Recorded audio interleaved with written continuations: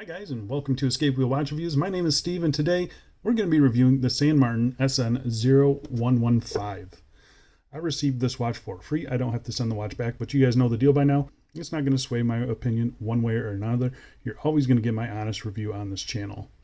And if by the end of this review you want to pick one of these up, head down to the video description. I'm going to be leaving a link for this. It is an affiliate link. You guys don't pay any extra. I just get a little bit of commission if you do buy the watch, and that helps keep the channel running. So thank you guys so much for anyone who has ever used one of those links. I'm only here because of you guys, so thank you guys so much. The retail price for this watch is $250 to $255 US dollars. I couldn't really figure out which one it was, but yeah, it's right around that 250 mark. That's before any taxes, sales, coupons, VAT, anything like that. They are currently offering a $30 off coupon, so make sure you clip that and apply it before you purchase the watch. The watch comes in 3 different colorways. You have this green and kind of tan color. Then you also have the 2 that are on screen here, a black and a blue. Sadly, that blue one, as beautiful as it is, has been sold out for a little while now. Hopefully they'll get some more stock pretty soon because it is a really nice colorway. The watch case is made of 316L stainless steel. It has a sapphire crystal, ceramic bezel insert, screw-down crown, screw-down case back, 200 meters of claimed water resistance, and the watch is powered by the Seiko NH35 automatic movement. So I've been eyeing the SN0115 for a while now. I actually really like that blue one. I was pretty close to pulling the trigger back when it first came out, but I didn't do it, and then it sold out. So I've been kind of on the fence, and then they released this green and gold colorway, and I was also kind of on the fence on that one as well. They ended up sending me this colorway, and I got to tell you, I really like the color on it. I was not convinced by the pictures, but getting it in hand, in person, it is fantastic. I like the colors, but what about the rest of the watch? I say we get right into this full review, but before we do a quick wrist check. Wearing a watch that you guys are going to be pretty upset with me of. I haven't reviewed this watch. I'm not going to link this watch because you can't buy this watch. This is a limited edition Submariner and Watch Dives exclusive. This is the SN0113 version 1. So they do have a new version, but I don't like it as much as this one. So yeah, that is a watch that you guys can't buy. Sorry. All right, first things first, as always, we'll get into the dimensions. Got a case diameter of 39.5 millimeters, case thickness of 13.0 millimeters, 20 millimeter lug width, lug tip to lug tip of 46.9 millimeters, and sized up for my 7.5 inch wrist with 2 links removed. It weighs about 137 grams. So I think the size on this thing is great, 39.5 millimeters. The bezel is actually 38.5, so it does wear, in my opinion, a little bit smaller. Nice compact lug to lug, a thin mid case there. As you can see, it looks absolutely just razor thin. It looks really, really nice. Reminds me a lot of my Laurier that I just recently got. Yeah, very happy with that.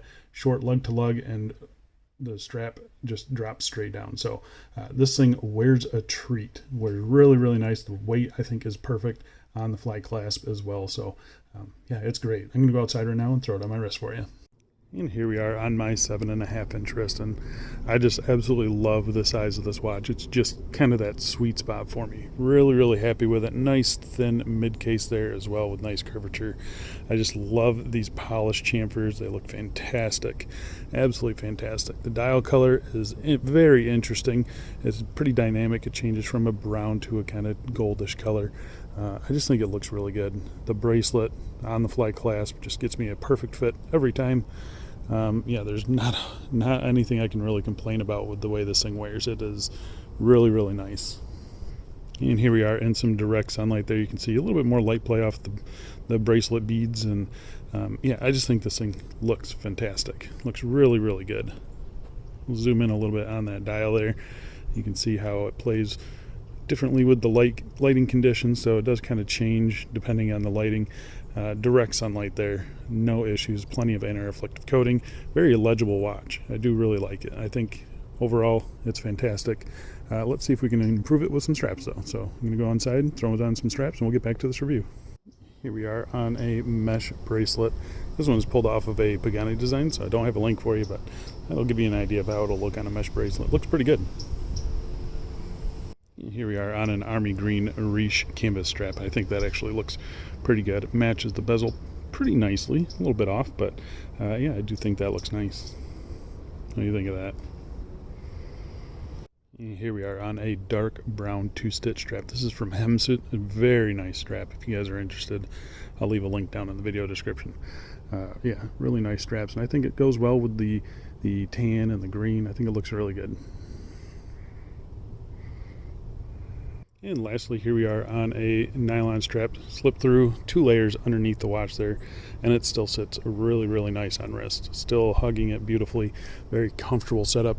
I don't have a link for this strap, sadly. This one came off of an escapement time watch that I had recently, and I just thought it looked really, really good on this. I know you can find these straps elsewhere though, so but yeah, really happy with this color combo. I think that looks fantastic. All right, let's go back inside and let's get back to this review.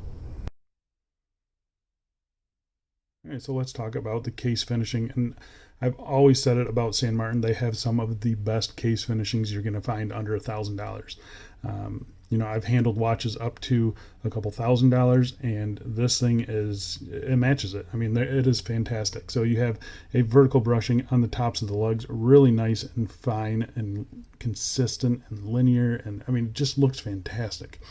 Working our way to the case sides here, you do have drilled lugs, which is a huge bonus there. Horizontal brushing on the case sides, and again, very nicely done. I mean, just amazing. And then they have these really nice high polish chamfers. The polishing is done very nice. It's nice and smooth. I see no waviness in it, and those transitions are just super sharp and crisp. It looks absolutely fantastic. Even, you know, getting up closer than anyone needs to get up to a watch, you can just see how nice those chamfers are, and they really just add a little bit extra to the watch. I think it's fantastic. You do have a signed crown here. It's a nice size. It doesn't stick out too much. Good grip on it as well. So overall, I am very satisfied with the case finishing on this watch. Just like most other San Martin watches, this one doesn't disappoint. Flipping it to the case back here, we got a sterile case back, which is it's fine for a watch like this. I'm not expecting anything, and it's not really a negative for me. You got simple notches there, which I do appreciate. Really nice smooth case back, circular brushing on the bottom of the lugs as well. Even this edge here, it is pretty nicely honed down, so it's not super sharp, even though, I mean, it sits up high enough off the wrist where it doesn't really contact your wrist at all. So this is a very comfortable watch to wear. And overall, the case finishing does not disappoint. It is fantastic. And let's talk about the bezel on this thing. So the bezel insert is a ceramic bezel insert. It's kind of this olive forest green. I mean, it's a really nice looking green. It doesn't really show up, surprisingly, on camera very well. It definitely shows up in person really good, but yeah, it's really interesting. You got an orange pip on the triangle there. You got a lume dot there. Everything else is just white paint filled.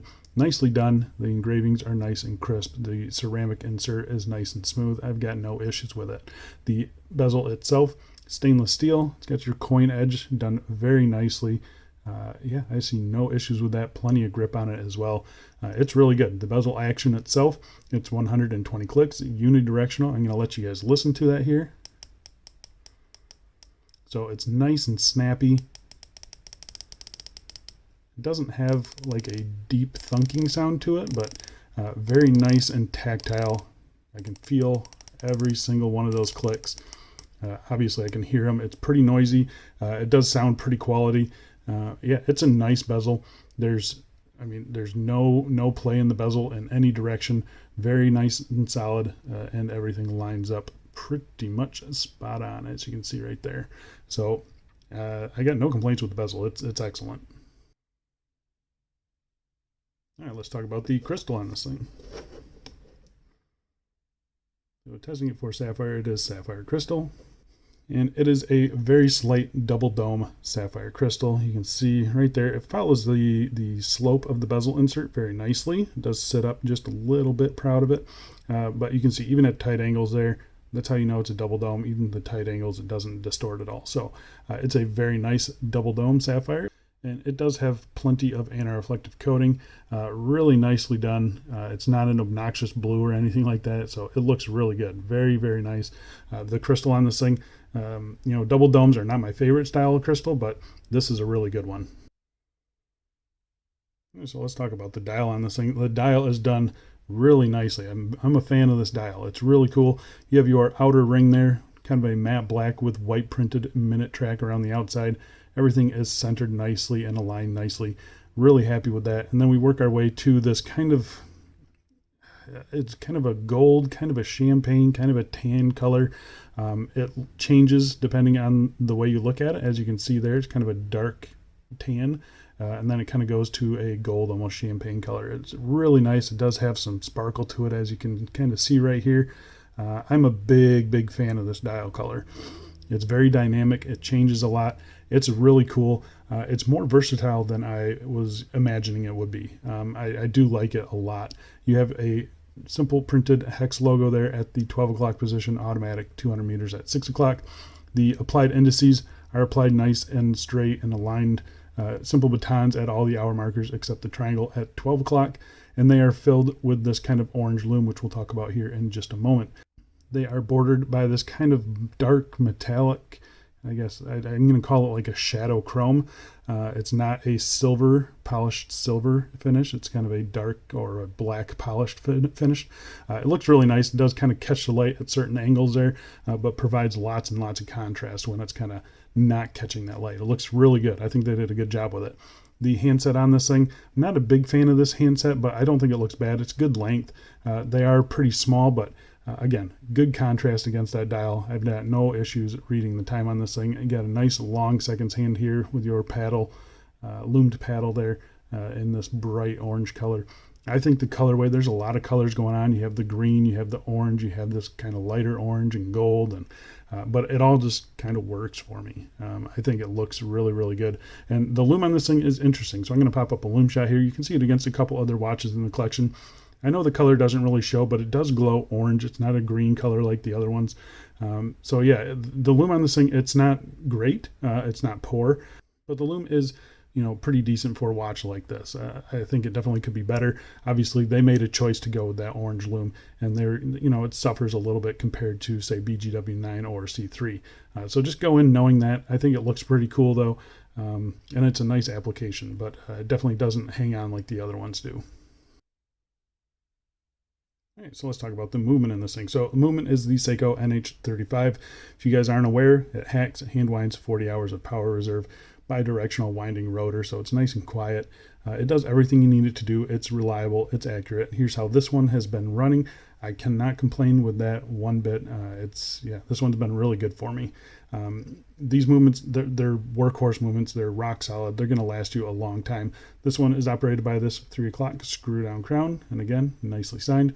Screw in and screw out action is nice and smooth. You get a nice satisfying pop out in that first position there. First position is your hand winding. The second position is your date change. So I can hear the date wheel clicking back there. So this does have a ghost date position. I don't mind it. I know some people do. Obviously, I'd like an NH38, but yeah, I'm fine with this. Pulling it out to the third position, you get a nice satisfying click. It does hack the movement. This is where you set your time. Everything functions as it should. Pushing it back in starts up the watch every single time. And then again, the screw in action. It is winding the movement while I do this, so you can hear that and kind of feel the resistance of that, but you're definitely not cross-threading this. It picks up those threads every single time. I've got no complaints with the movement, no complaints with the crown. It's fantastic.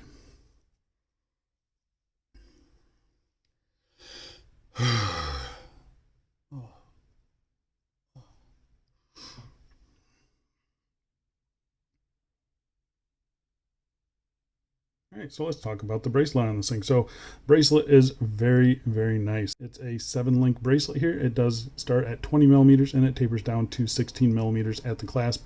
You can see these middle links, they're fully brushed. They're not polished, so this isn't a typical beads of rice bracelet. They kind of have this angle to them. It reminds me a lot of my Woolbrook skin diver, which I just recently got rid of. So yeah, the bracelet on this thing is very nice. You can see the brushing is excellent. Really happy with the brushing on the sides as well. You do have screw pins for sizing. I removed 2 links for my 7.5 inch wrist. Solid end links. All these links are solid as well. They flow. The end links flow with the case curvature just perfect. Really happy with the end links on this thing. Rock solid female end links, so they again drape straight down. I've got no complaints with the bracelet itself. Even this bottom edge here is nice and soft. And because it's a 7-link bracelet and these are all little individual links, this is a very comfortable bracelet to wear. It just conforms nicely. And then to top it all off, you have St. Martin's new on-the-fly adjustable clasp. It's a big chunky clasp, but it's very, very nice. Everything is nicely rounded. It's nice and soft.